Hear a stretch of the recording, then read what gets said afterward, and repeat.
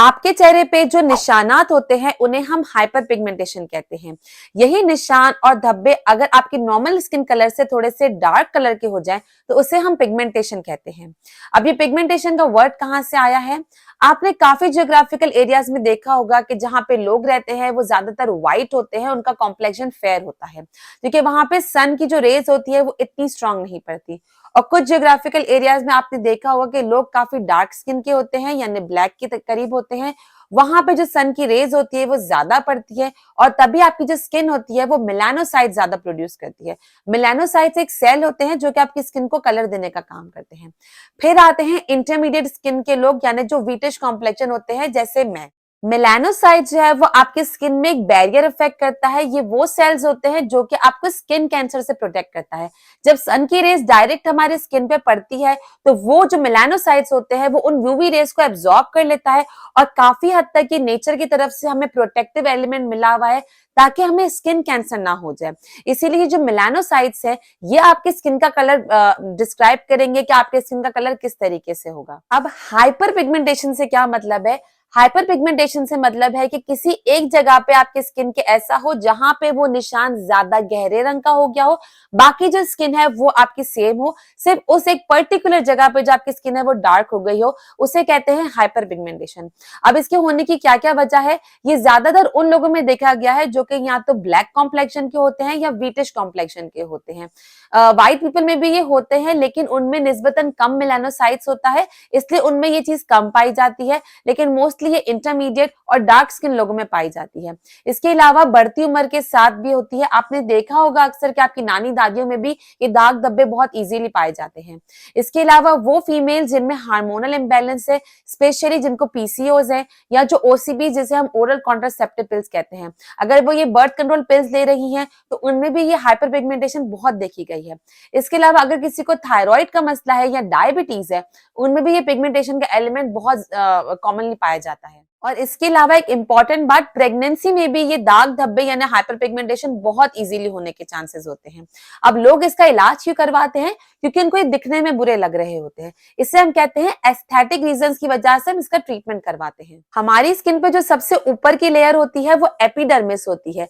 AP का मतलब होता है ऊपर, तो एक लेयर ऊपर है और उसके नीचे की लेयर का नाम होता है डर्मिस। तो अगर तो ये निशानात ऊपर की लेयर में है, एपिडर्मिस में है, तो ये घरेलू टोटकों से इजीली जा सकती है। लेकिन अगर यही निशानात नीचे की लेयर में यानी डर्मिस में है तो इसके लिए आपको डर्मेटोलॉजिस्ट के पास जाना होगा और डर्मेटोलॉजिस्ट आपको बाकी रेमेडीज रिकमेंड करेंगे जैसे लेजर है और जो बाकी ट्रीटमेंट होती है। अब क्रीमों में आप इतने पैसे जाया करते हैं, ऊपर से उसमें केमिकल्स अलग होते हैं, साइड इफेक्ट्स भी अलग होते हैं। इससे अच्छा है कि घर में पड़ी कुछ चीजों से हम ऐसी कुछ रेमेडीज बना ले जिससे आपको बहुत बेनिफिट हासिल हो और आपके पिगमेंटेशन का इलाज अच्छे से हम कर सके। स्पेशली पोटैटो यानी आलू की मदद से मैं आज आपको एक ऐसी रेमेडी बताऊंगी जिससे आपके पिगमेंटेशन में बहुत कमी आ जाएगी। और इसके सिर्फ 3 स्टेप है। पहला स्टेप है फेशियल क्लींजिंग, सेकंड स्टेप है फेशियल स्क्रबिंग और तीसरा है फेशियल मास्क। और ये चीज आपको हफ्ते में सिर्फ 2 से 3 दफा ही करनी है, ये बहुत सफिशिएंट हो जाएगा और कुछ ही महीनों में आप देखेंगे कि आपके फेस पे जो पिगमेंटेशन थी वो बहुत हद तक कम हो गई है।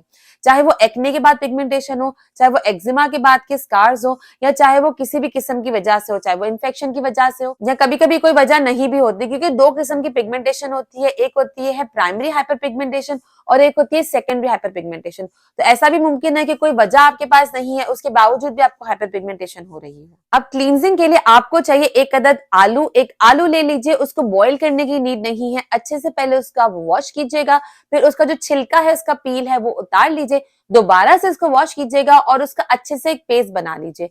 इस पेस्ट को बनाने के बाद आप उसमें ऐड करेंगे मिल्क। कच्चा दूध आपको इसमें ऐड करना है। कच्चा दूध आप इसमें इतना ऐड करेंगे कि इसकी जो कंसिस्टेंसी है वो बिल्कुल लिक्विड ही बन जाए। अब जो क्लींजर होते हैं वो हमारे, आपने देखा होगा कि नॉर्मली वो बिल्कुल पतली कंसिस्टेंसी के होते हैं। आपको भी इसको पतला ही कंसिस्टेंसी का बनाना है और फिर इसको आपको सिर्फ कॉटन बॉल की मदद से, किसी कॉटन पैड की मदद से अच्छे से अपना फेस क्लीन कर लेना है।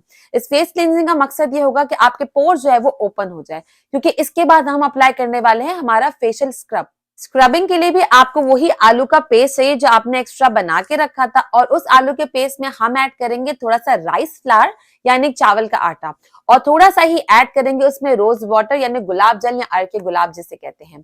आप जो इसमें रोज वाटर ऐड करेंगे बिल्कुल थोड़ा सा ही करेंगे। रीजन ये है कि हमें जो इसकी कंसिस्टेंसी है वो बहुत ज्यादा पतली नहीं करनी, हमें उसको थोड़ा सा दरदरा यानी थिक ही रखना है। आपने जो नॉर्मल स्क्रब आप यूज करते हैं उसी कंसिस्टेंसी आपने देखी होगी, आपको उसी कंसिस्टेंसी में रखना है, इसीलिए आप थोड़ा सा ही इसमें रोज वाटर को ऐड करेंगे। इन तीनों मिक्सचर को अच्छे से मिक्स कर लेंगे और अपने फेस पे इसको अच्छे से मसाज करेंगे। मसाज तकरीबन 2 से 3 मिनट तक करेंगे और फिर इसको मसाज करने के बाद 5 मिनट तक अपने फेस पे अच्छे तरीके से रहने देंगे। 5 से 6 मिनट के बाद जब ये हल्का सा ड्राई होने लगेगा, आप अपनी उंगलियों में हल्का सा वाटर ले लीजिए और वाटर की मदद से अपनी फिंगर्स को लेकर इस तरीके से इसको सर्कुलर मोशन में मसाज करनी है और नीचे से ऊपर की तरफ जाना है, नीचे से ऊपर एंड सर्कुलर मोशन में आपको उसको मसाज करनी है। इस तरीके से आपकी फेशियल स्क्रबिंग बहुत अच्छे तरीके से हो जाएगी। और तीसरा है फेस मास्क। फेस मास्क बनाने के लिए भी आपको थोड़ा सा आलू का वही पेस्ट चाहिए होगा जो पहले बना के रखा था। अब उस आलू के पेस्ट में हम ऐड करेंगे थोड़ा सा एलोवेरा जेल। 2 टेबल स्पून के करीब आप आलू का पेस्ट ले लेंगे और उसमें एलोवेरा जेल ऐड करेंगे। इतना जेल ऐड करेंगे कि वो एक मास्क की कंसिस्टेंसी में आ जाए, जेल की कंसिस्टेंसी में आ जाए, और फिर आप उसको अपने फेस पे लगाएंगे। नॉर्मली जब आप फेस मास्क लगाते हैं तो फेस मास्क लगाने के बाद आप इसे छोड़ देते हैं। यहाँ पर जो हम फेस मास्क लगा रहे हैं उसको लेकर पहले आप थोड़ा सा मसाज करेंगे, तकरीबन 2 मिनट से मसाज करेंगे। 2 से 3 मिनट मसाज करने के बाद आप इसको एक और लेयर को लगाएंगे, जहां पर पिगमेंटेशन ज्यादा है वहां पे इसकी डबल लेयर लगेगी, और उस लेयर को लगाने के बाद आप इसको सूखने के लिए छोड़ देंगे। तकरीबन 20 से 25 मिनट में ये बिल्कुल ड्राई हो जाता है।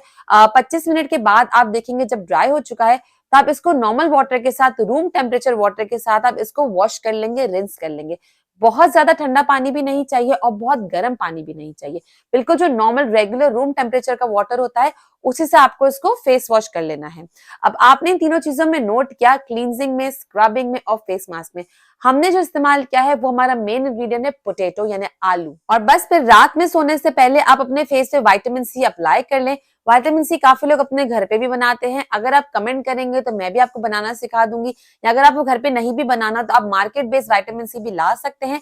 विटामिन सी लेने के लिए ये आपको जरूरी रखना है बात कि आप किसी अच्छे ब्रांड का ले, डजंट मैटर वो महंगा है या महंगा जरूरी नहीं है, जरूरी ये है कि आप एक रिनाउंड ब्रांड का ले, क्योंकि कोई भी सस्ता सा विटामिन सी लेंगे तो आपकी स्किन के लिए अच्छा नहीं है। और कोशिश करके बिल्कुल प्योर विटामिन सी का सिरम लीजिएगा और रात में आप इसको लगाकर आप सो सकते हैं।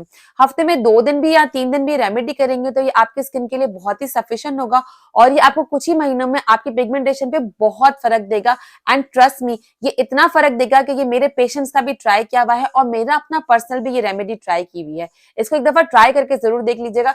Give it good 3 to 4 months और फिर आप अपने पिगमेंटेशन पे बहुत ही कमी देखने वाले हैं। जहां तक साइड इफेक्ट की बात है तो अगर आपको इनमें से किसी भी इंग्रेडिएंट से कोई एलर्जी नहीं है तो इसके कोई भी साइड इफेक्ट्स नहीं है। वैसे तो ये बहुत ही सेफ टू यूज रेमेडी है, लेकिन फिर भी अगर आप चाहें तो इसका पैच टेस्ट पहले करके देख सकते हैं and then you can use it. अगर ये वीडियो अच्छी लगी है तो प्लीज इसे लाइक कीजिए और चैनल को सब्सक्राइब करना जरूर कंसिडर कीजिएगा, क्योंकि हमारे चैनल डॉक्टर मदिया भायनी में हम बात करते हैं ऐसे हेयर केयर और स्किन केयर और लाइफ केयर रूटीन की जो कि आपके लिए साइंटिफिकली और मेडिकली बैकअप होती है। अगर आप चाहते हैं हाइपर पिगमेंटेशन के लिए एक और वीडियो देखना तो आप इस लिंक पे क्लिक कर सकते हैं, और अगर आप देखना चाहते हैं पूरे स्किन केयर की प्लेलिस्ट देखना तो आप इस लिंक पे क्लिक कर सकते हैं। मैं आपसे मिलती हूँ इन वीडियोस में। Till then, bye bye.